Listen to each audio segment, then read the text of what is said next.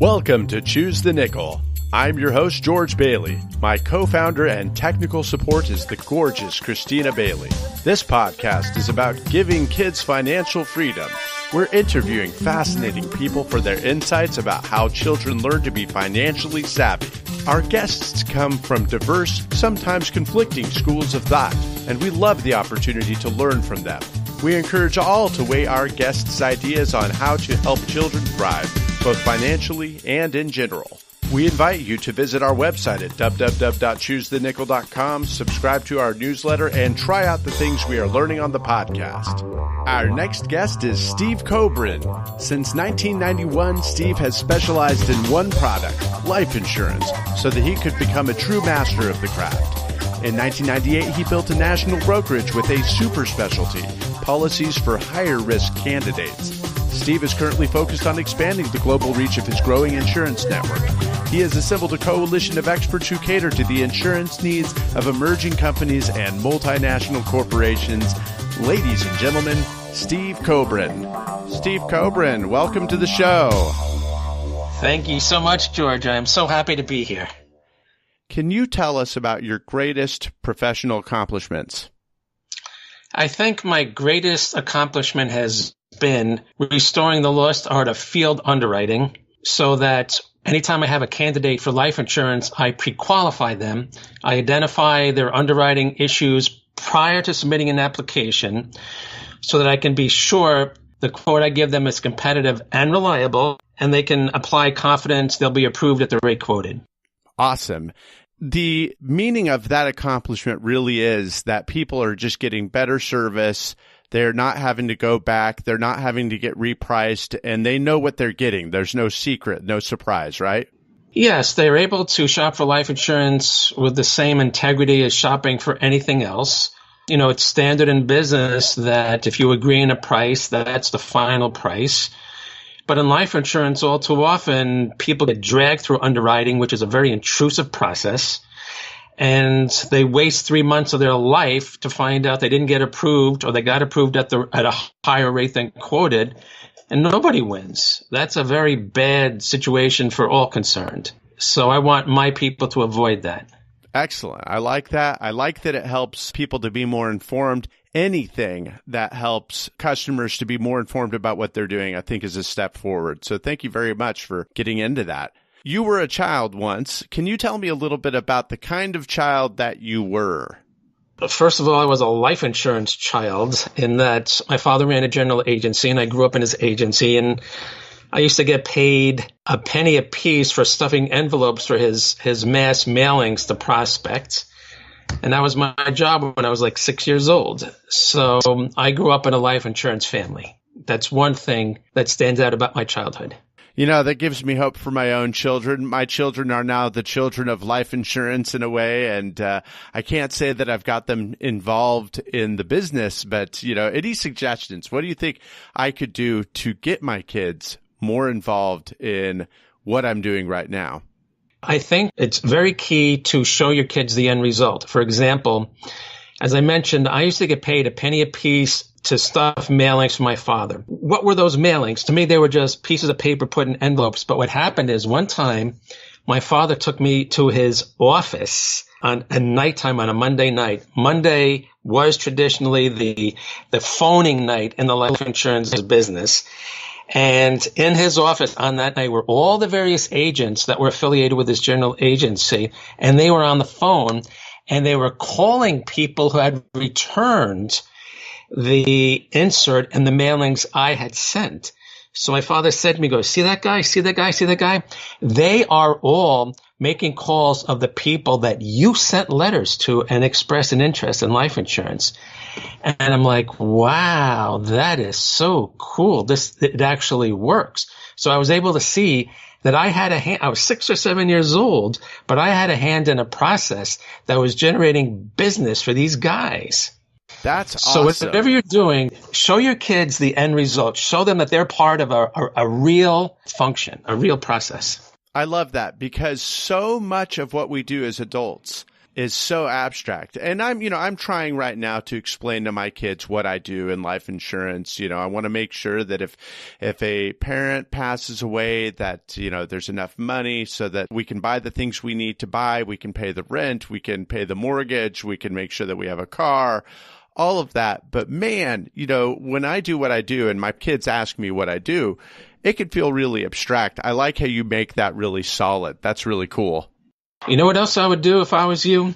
I would actually open the obituary page, which shows people that have passed recently, and it lists their survivors. It lists the wife or the husband or the children. It lists favorite charities.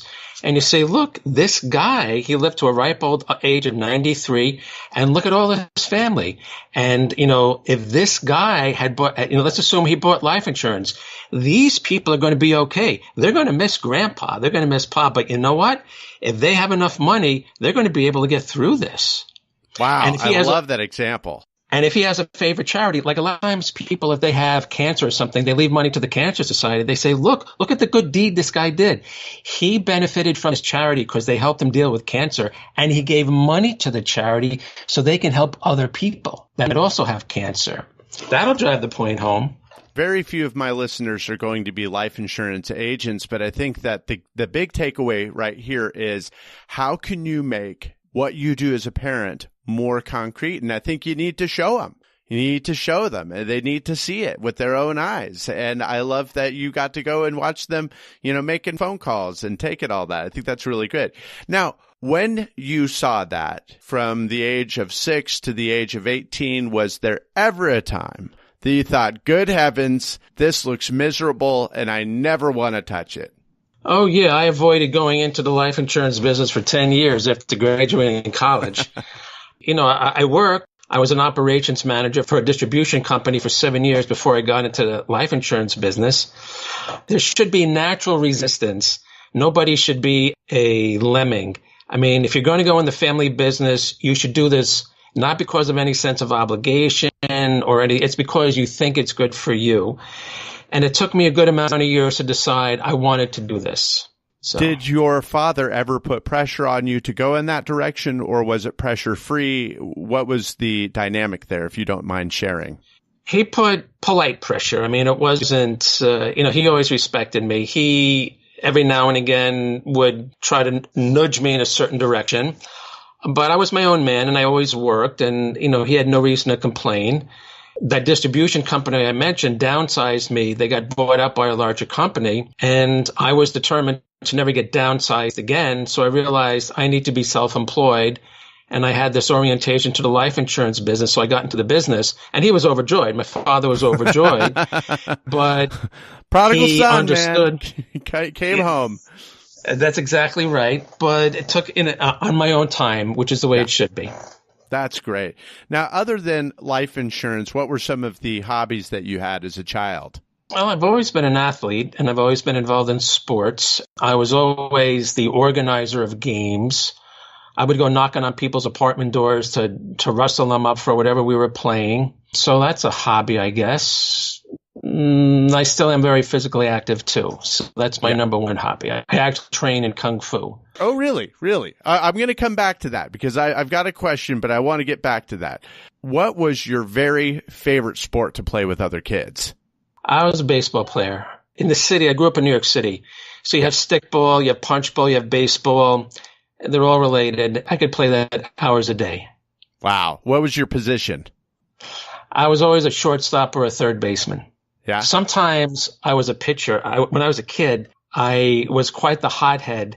And if I got good and mad during the game, they would make me pitch because I would fire the ball and nobody could see it. So they'd want to get me good and mad because then I would shut people down as a pitcher. I would take out all my aggravation on the batter and I would just throw the ball past them.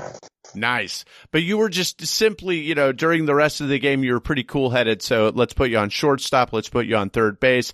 Did you have like a legendary play? I mean, I asked that just because I remember when I was playing baseball as a kid, I remember making an unassisted double play. I was playing first base. The batter hit a line drive right to me. I caught it, and then I ran up and tag the first base runner before he was able to touch back on the base. You ever have like an experience like that where like, wow, you're everybody's hero, or did it come from pitching? No, I could always hit. I remember a couple of times when I was fortunate enough to hit the game-winning grand slam type thing, and that's always a thrill. So that happened a couple of times. But these are kids' games, so you always get chances like that. Every dog has his 15 minutes, and I think that's cool. But you were pretty rough and tumble then. Yeah, I was a street kid. I lived in a very tough neighborhood in New York City, and so my father actually trained me as a street fighter. I was kind of like the local David against Goliath type of thing. I would fight all the time and stick up for other kids, and I was kind of like known in the neighborhood as one of those guys who would fight. Yeah, so. But now you do Kung Fu, and you're still doing this. When did you start? I started over 7 years ago. It's wonderful, and it's a way for you to work through your issues, and it's a way for you to become more of a person and a peaceful person. I just really enjoy combat, but in my school, they train you to be a peace lover, and you have the skills you need to defend yourself, but they don't train people to go out and become bullies. If you're that kind of person, they'll kick you out. Yeah, this is no Cobra Kai. Yeah, got it. Yes. I just like the physicality of combat. Now, you said of yourself as a child that you liked to defend others and to stand up against the bully. Where did that come from? That's a good question. I don't know. I think that I've always had the attitude, if you can do something, you should do it type of thing. And you get to really assess your capabilities versus somebody else. And I just grew to hate the idea of like a weaker person getting picked on. I think my attitude was, well, I can handle this guy. I'll take him on for you, so that you won't get beat up. So that was kind of like my inclination. Yeah. I was definitely the weaker kid. I remember stronger kids coming to my aid and having a sense of gratitude. I think since then, I hope at least that I've learned to be a little bit tougher and whatnot, but I'm giving you my own gratitude in the spirit of those who stick up for others. I think that that's really great. Now, how do you think that characteristic feeds into business as an adult? It's a very good question. And I tell you what the link is. Life insurance is, the root of life insurance is really burial policies. Okay.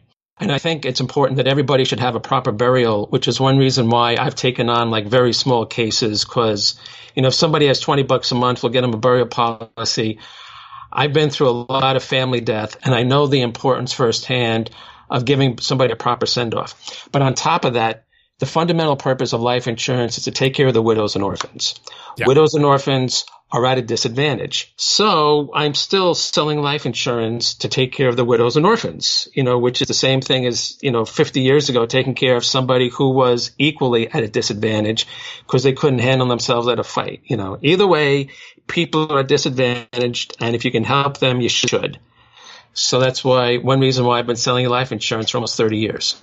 Awesome. I think that's great. I think that's very similar to what drives me in this particular business. I want to make sure that kids are provided for no matter what, that widows are provided for no matter what. One thing that I think does not get enough attention is that in typical families, you have one spouse that works and another spouse that is a stay-at-home spouse. I don't care if it's the wife or the husband. It exists both ways. But the point is that we assume, well, you need to insure the spouse that works. And the other one provides no economic value. I've made it my own personal mission to stick up for that person and say, no, they provide tremendous economic value. Do you have a similar feeling about that? I do. I think that over the years, unfortunately, many insurance companies have lost sight of the value that the stay-at-home parent brings. And I've really fought that. Because the fact of the matter is that when you have young children involved and they unfortunately lose one parent, the surviving parent becomes all important to them. They need that person to stay home and go through the processes of, the grief and the mourning. It's very tough on kids. I wage battle against insurance companies saying, no, you got to give this person enough money to stay at home and take care of these kids. But half the battle is a lot of parents don't even believe that. A lot of parents will say, all right, well, I'll be remarried, or, well, I'll go back to work within 2 months and we'll get a Mary Poppins type nanny. I'm like, no, you don't want to do that. Assume the position of your kids. They've already lost your spouse to death. They're going to lose you because you're working. Come on. So I could see why insurance companies would lose sight of that, because a lot of parents lose sight of that. They need to be re-educated on what it's like, especially for children, to go through death, a death experience of a loved one. We lose sight of this. I personally like that you put the person in the place of their own children. And this is kind of what I, go through when I'm talking with somebody about, how much insurance you need or, whatever. One of the exercises I like to put them through is very similar. And that is like, look, it's not so much how you feel about your own death. It's how the varying parties who are left behind will feel after your death. And, I like that you extend that to the children, not just to the surviving spouse. That's really great.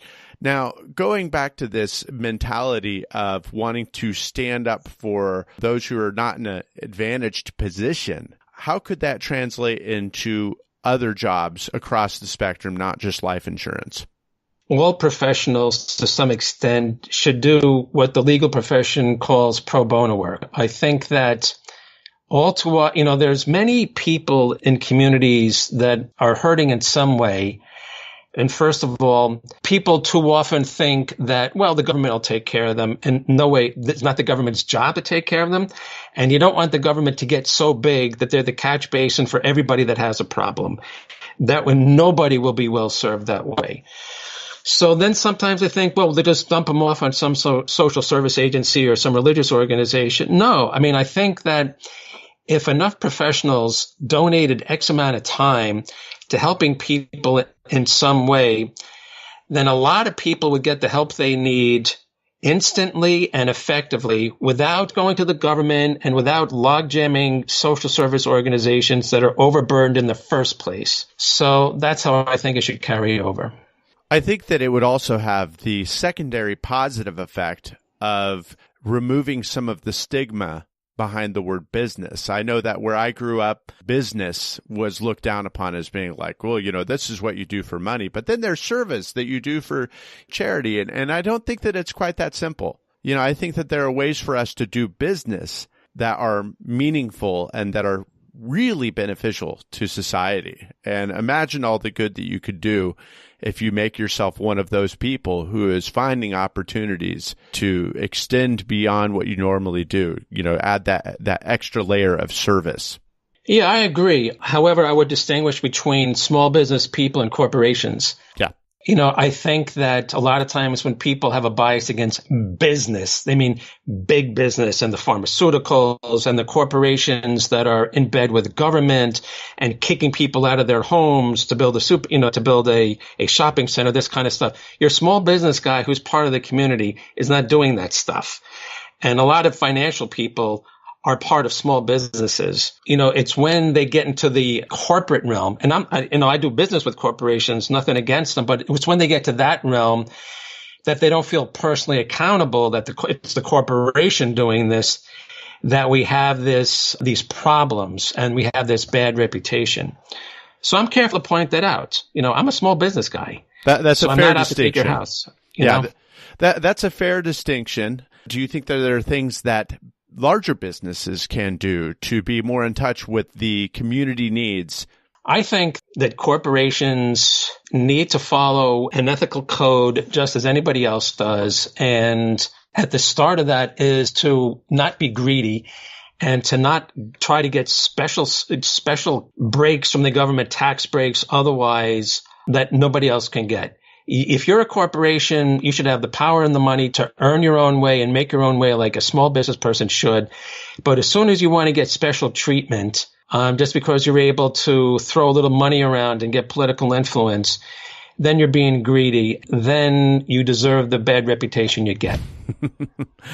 Okay, definitely. So going back to this idea that you had some certain values inculcated in you as a youth, I would love to see more children with that sense of empowerment and that sense of duty. What are other things that we can do as adults to be able to instill in children those values? I think that people should enroll their children in a true martial arts school. My martial arts school has hundreds of kids. And when I say true martial arts, it's based on the idea that you defend yourself, but you are a peace lover, that you follow a code of conduct. And when these kids have class, they always repeat this motto that preaches the importance of being responsible and accountable and honest and in control. And not all martial arts schools do that. Some of them are just kind of like, pay some money and we'll fake that your kid can break a board type of thing. No, if it's true martial arts. It's got like 100 lines drilled across it or circles drilled across it or something like that. Yeah, I've seen that. Kids need character building more than ever. So if you find a good martial arts school or a good competitive sports league that doesn't just like give medals to everybody for showing up type of thing, then the kids would benefit. Yeah. If it's just like feel good stuff, then it's a waste of time. I hear about these things called McDojos, where they're just handing out black belts and things like that. How do you know that you're looking at a really good quality martial arts school versus one of these McDojos? I think one key question is you ask them, what are the qualifications to advance? Like in my school, kids will fail a test. Kids will be asked to test, and they know what the requirements are. And if they don't meet those requirements, they don't advance. And some of the kids get upset, but, it's part of the process, and they're given proper coaching and reassurance and say, look, you try harder, and in 6 months, we'll give you another shot. So the key question is, can kids fail? And how do you deal with that? And if they say, no, every 6 months, everybody gets a new belt, then nobody's failing and nobody's building any character. And how might this translate into business later on? The fact of the matter in business is that you fail a lot more than you succeed. Even, somebody like me that's been around, I have a pretty good closing ratio of abs to quotes. I don't have 100% closing ratio. I don't get the sale a lot of times. What am I going to do? Cry over it? You got to go on to the next case. So that's what it takes to succeed in business. You got to persist in spite of, it's hard being in business. People quit on you. People retire. If you're in New Jersey, you're paying more taxes than anybody in the state. I mean, there's all these channels and challenges and obstacles. And if you can't deal with these, then you're not going to succeed at all. Any last words of advice for today's parents? Your child is not your friend. And it is much more important to be respected than liked. And that's an age-old saying. But these days, I think that parents try to be the yes man to their kids. And they're afraid to tough love. They're afraid to toe the line. And they're really insecure in all this. And we are creating a generation of people who now are on campuses and are seeking safe zones and all this other detrimental stuff that takes place in colleges. These people come from homes where their parents are refusing to draw boundaries. And that's why these kids are on campuses now going on strike, because their feelings are hurt. We're creating a whole group, a generation of weak people. And it's starting at the home. Do you see any counterexamples to that? I think there's a bunch. Well, first of all, not every college kid is a snowflake, as they say. The vast majority are probably not. The snowflakes are getting all the media attention because there's an agenda in the media. But there are a lot of organizations, sports leagues and martial arts and all this religious organizations where the kids are being taught values. They're all over the place. They just don't get publicized as much as the troubled people. But I would say the vast majority of kids have some backbone and do have character. It's just not newsworthy to talk about it. Yeah. I see, both sides of it. I've seen people who take easy offense, and that's always very sad. I see people who have grievances that are very legitimate. And then I see people who are just bold and out there and ready for adulthood and grabbing it by the horns. They're excited for life. And I hope to see more of those kids because I think that they can do incredible things. I like that grit. And I always think that grit is one of the keys to growing up to being a tough and adult with a can-do attitude. Do you have any last thoughts before I go to my last question? About grit and about youth, you mean? Yeah. I think a lot of kids have grit. It's very hard to gauge, to see them. Fortunately, places like Facebook, a lot of people are posting things. I think that a lot of kids are doing wonderful things. And if given more opportunities to meet challenges, you'd hear more about it. So I think we all need to be in the business of delivering challenges to as many kids as possible. That's one thing I think we should agree to do. I really like your idea about the martial arts and how that could feed things. I've been getting more of a positive vibe in that direction lately. You're not the first person that I've talked to who's really emphasized, the first person in this podcast to say it, but not the first person I've ever talked to who's said, you know what? Martial arts is super good for kids. It kind of builds that character and whatnot. I'm excited about that. In terms of charitable causes, what is your very favorite one? I like to support religious organizations, communal religious organizations. I think that the saying is charity starts at home. I think that religious organizations and communities perform the vital function of giving people a sense of community, of exposing them to very important theological and philosophical and values-related information, which I think people really need to counteract a lot of the destructive influences out there. So when I have extra money, I give it to those types of organizations. Is there a particular nonprofit that you're aware of that channels money in that direction, or do you typically go straight for whichever church or synagogue needs that type of help? I donate directly. You donate directly. Excellent. Yeah. And what are the characteristics of a church that attract you to want to donate? I'm Jewish, and I give primarily to synagogues, and they need to be very welcoming. They need to realize they have a role to play in the larger community. So it can't just be them. It can't just be, well, we have our members and it's a private organization and the rest of the world be damned type of thing. I like people who have an orientation to the larger picture. Got it. So they have a bigger vision. You want to be part of that vision. I think everybody has a role to play in the bigger vision. And if you have a couple of hundred members and a bunch of money to spend, you can make a difference. And so I want to see organizations do that. Steve, I really want to thank you for your time. This has been really informative, and I feel like I've gotten some excellent advice for myself as a life insurance selling father. Yeah. Very specific, but I think that there's some transferable attributes or ideas, this idea of seeing things through to the end so that kids get the picture of what they're actually doing, not just the abstract of folding envelopes or sealing envelopes. Thank you so much for your time, Steve. You are welcome, George. I am grateful for the opportunity to speak to you. Everybody else, thank you for listening. We hope you enjoyed the interview and found useful ideas about things you can do with your kids. Be sure to check the show notes at www.choosethenickel.com for links to names, books, and other resources we discussed in today's show. Also, please subscribe to our newsletter and visit our contact page where you can give us feedback. You can subscribe to the podcast on iTunes, SoundCloud, Stitcher, and YouTube, and you can follow Choose the Nickel on Facebook, Twitter, and LinkedIn. We invite you to share Choose the Nickel with your friends and join us in our quest to teach kids financial freedom.